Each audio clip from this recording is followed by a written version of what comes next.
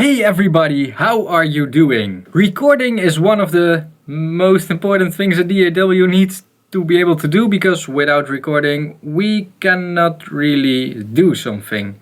Unless you're making electronic music, in which case you don't need the recording function that often, and to you I advise come back next week, because this week will be a lot about recording and also some other special things.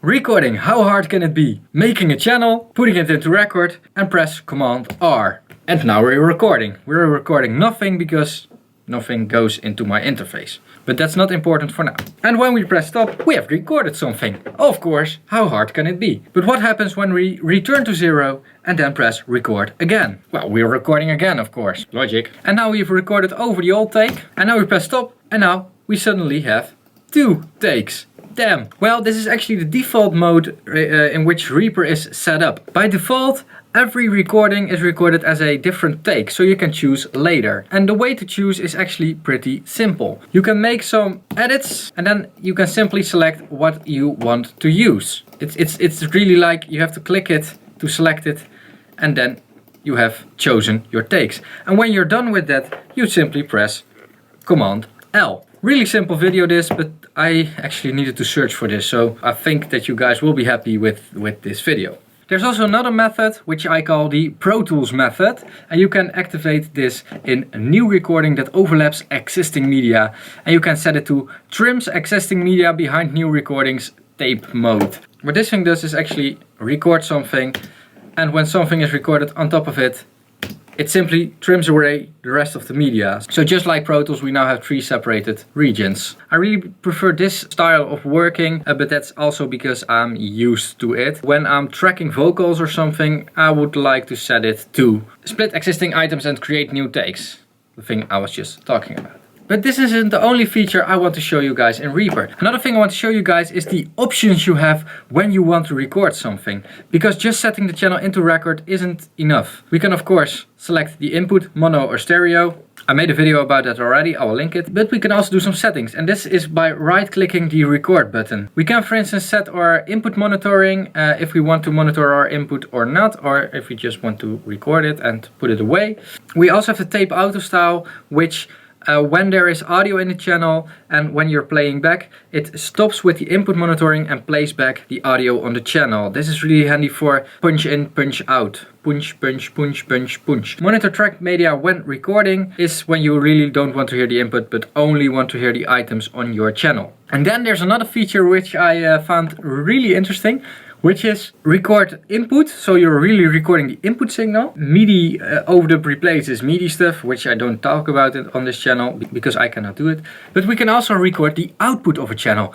And this is, well, pretty interesting. So if we have a compressor inserted on this channel and we record the output, we will record the output of the compressor on the channel. So if a vocalist is singing into a compressor, we are already printing out that sound. And this is really an analog style workflow, because when I'm recording vocals, I like to insert a URI 1176 between my preamp and my interface, just to get already a bit of compression, and it's also very good for the singer on their headphones. However, I'm not really sure what to do with this in Reaper, because you could as well keep the plugin inserted on the channel. Then you have the dry signal and can always change something. But it's handy to know that it's possible, because Pro Tools cannot do this, Studio One cannot do this, Ardour cannot do this, Ableton cannot do this. This is really a Reaper only feature. Unless I'm wrong, and then I will get some nice comments. I already know that. We can also record the input and forcing it into a certain format. This is when you have like a stereo input which you actually want to be mono or other ways around. And we can also disable the recording. So when we are recording, it doesn't write something on the channel,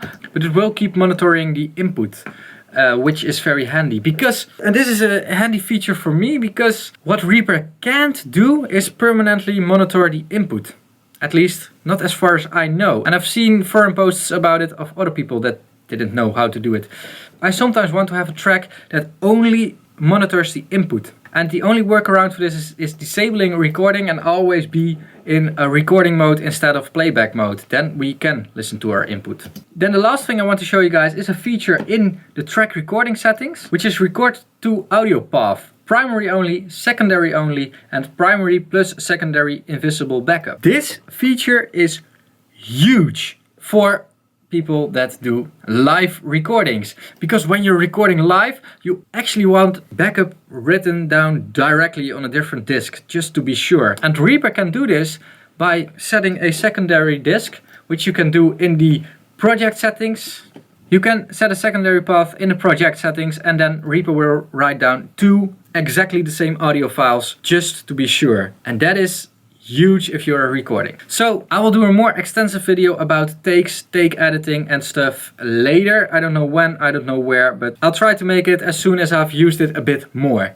For now, this was everything you need to know about recording in Reaper.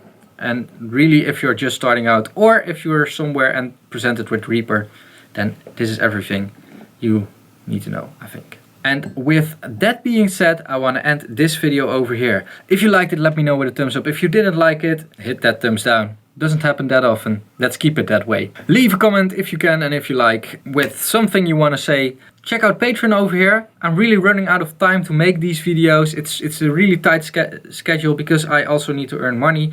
And by pledging something on Patreon, you can help me achieve the goal of making more videos and actually also earning some money with it, so I can make some time. You know what I mean. Also, check out one of my other videos. Bye bye.